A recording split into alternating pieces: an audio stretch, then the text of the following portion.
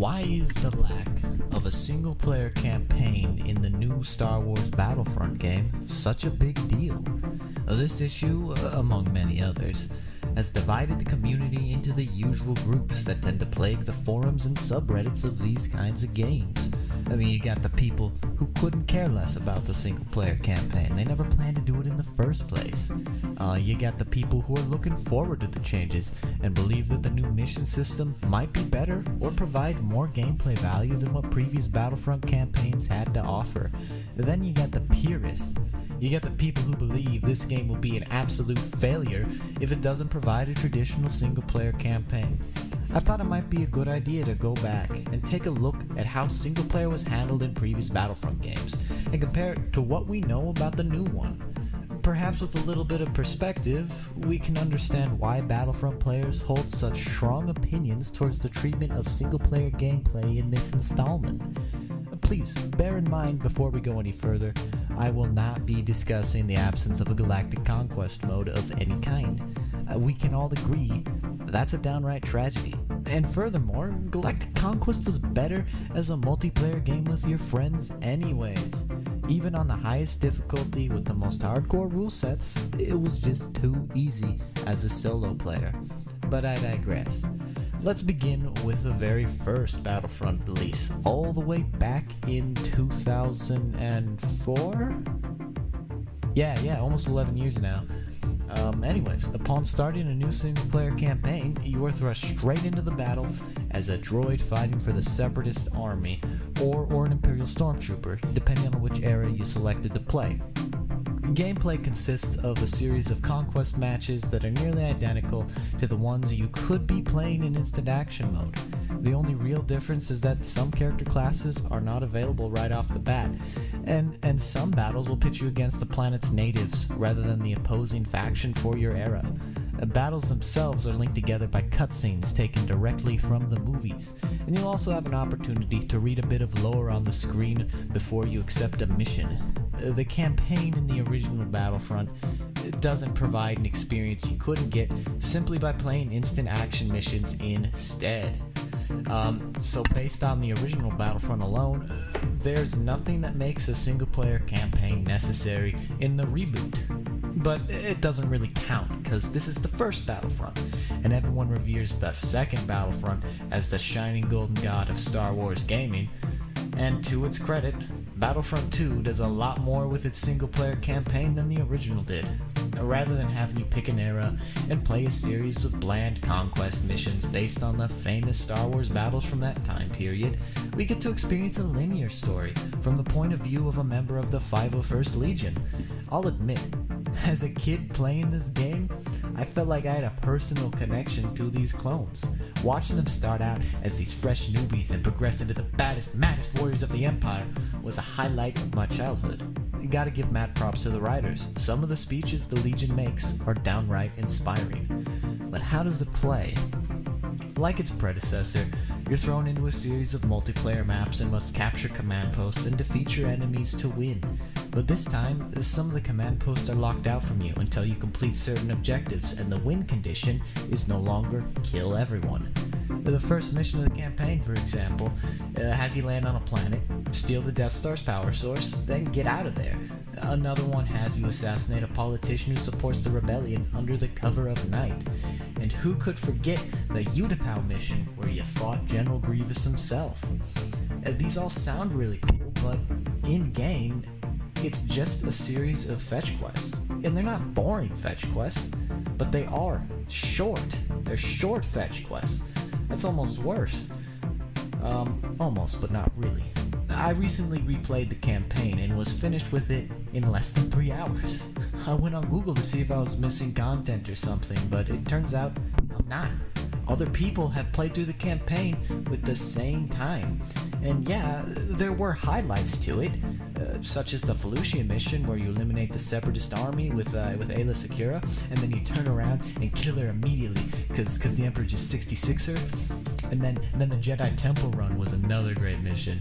In fact, that was my favorite out of all of them, since it pit you against hundreds of Jedi and overpowered Temple guards.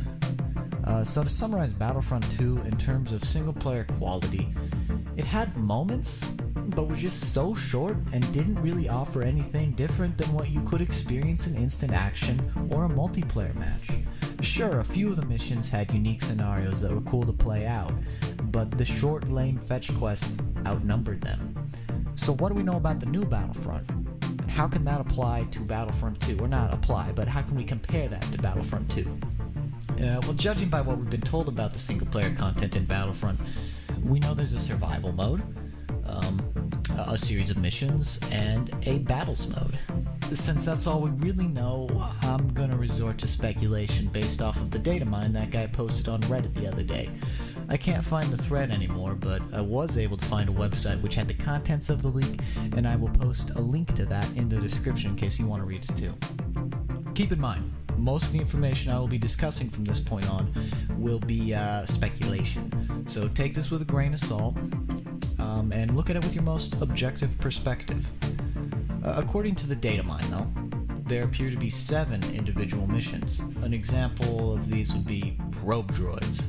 Our scanners have picked up possible Imperial signals around the base, move out and investigate, eliminate potential threats before they can alert the Empire. And then there's another one that was interesting, Endor Chase. Rebel forces are reported to be moving to an extraction point in your patrol's vicinity. Flush out all rebels and hunt them down. They must not be allowed to escape. I don't know about you. This sounds pretty familiar. Based on speculation alone, it sounds like it's just going to throw you on a map and give you a series of objectives to complete. Almost like Battlefront 2.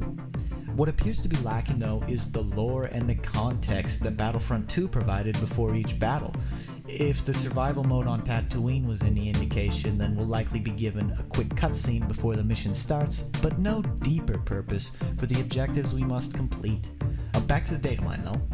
It then lists the 4 survival modes that we already know about, and we've played Tatooine. Not much to say there other than that I hope the higher difficulties in the full game are a bit more challenging and fun to play. Horde mode was great. It was a great idea. It's perfect for the Star Wars formula, but the terrible AI and the long breaks between the waves, it killed the fun for me. After that are the battles modes. There are 4 hero battles and 4 normal battles. This is the hardest one to understand as we haven't heard too much about battles, whereas we have heard a lot about mission survival. We've even played one of the survival missions. From reading the descriptions alone, though, it seems like it's some sort of multiplayer game mode that you could play as a single person, but because we know so little about it, it could also just be a variation of mission. I really don't know what to say about battles right now, other than that there are a lot of them, and that it seems like you'll get more game time out of the single-player content available here in this Battlefront than you did in Battlefront 2. Longer single-player does not necessarily mean better single-player, though. So, to summarize the single-player experience of each game, Battlefront 1, nothing special. Just a glorified instant action mode. I can't see why anyone would use Battlefront 1 as justification for a fleshed out single-player campaign in the reboot. Battlefront 2 was a series of short objective-based fetch quests, and to its credit, Battlefront 2 has a great story that provides a unique perspective of the Clone Wars. Maybe this is what people are complaining about. The people who demand a single-player campaign. Is that what they really want? Or are they asking for an immersive game mode that will provide them with the necessary context and lore to help them live out their Star Wars fantasies? Going back and playing the Battlefront 2 campaign was a great experience. It may have been short, it may have been uninspired, but I had a smile on my face the whole time because I was a member of the 501st Legion once, and no one can take that away. Battlefront 3, though, it seems like a combination of the two. It seems to provide a series of short objective-based game modes with the missions, but it also seems to provide a selection of battles that can be played with a friend or possibly with bots. Perhaps those who favor the new mission system in Battlefront 3 see it as a best of both worlds kind of deal. It gives you the ability to hop into iconic Star Wars moments, but it lacks the personal touch that Battlefront 2's story provided. Now, to wrap this all up, we'll only really know which system is better after the game has released and we've had a chance to play these new game modes. I'm sure there'll still be a brutal divide in the community regarding this issue, but maybe if we try to understand each Battlefront game for what it is, rather than what it isn't or what it lacks, maybe we'll at least be able to respect each other's opinions, even though some of us still prefer to wear those rose-tinted glasses. My name is Rumlock. Thank you for listening.